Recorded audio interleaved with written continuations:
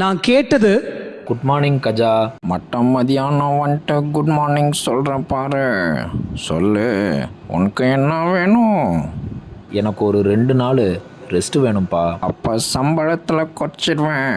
வேலைக்கு சேர்ந்த ஒரே வாரத்திலேயே ஐடி கம்பெனியில் வேலை பார்க்கறதுக்கு நைட்டு வித்தாவது பொழைச்சிக்கலாம்ன்ற அளவு நைட்டு பகலா சிஸ்டமு, கீபோர்டு, மவுஸுன்னு டெய்லியும் போட்டு கொள்ளுறாங்க. வேலைக்கு சேர்ந்தா வேதனைய அனுபவிச்சு தான் ஆகணும்.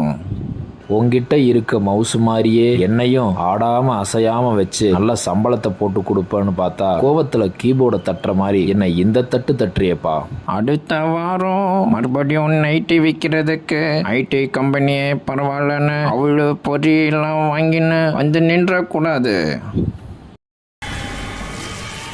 நான் உன்கிட்ட என்ன கேட்டேன்? இவ்வளோ ஸ்ட்ரெஸ்ஸாக கேட்டேன்? ஒரு 2 நாள் ரெஸ்ட் தானே கேட்டேன். ஆனா அவர் எனக்கு கொடுத்தது.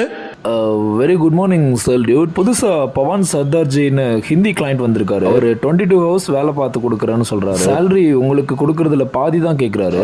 ஸோ சாரி மிஸ்டர் செல் டியூட், நீங்கள் வேறு கம்பெனி பார்த்துக்கோங்க.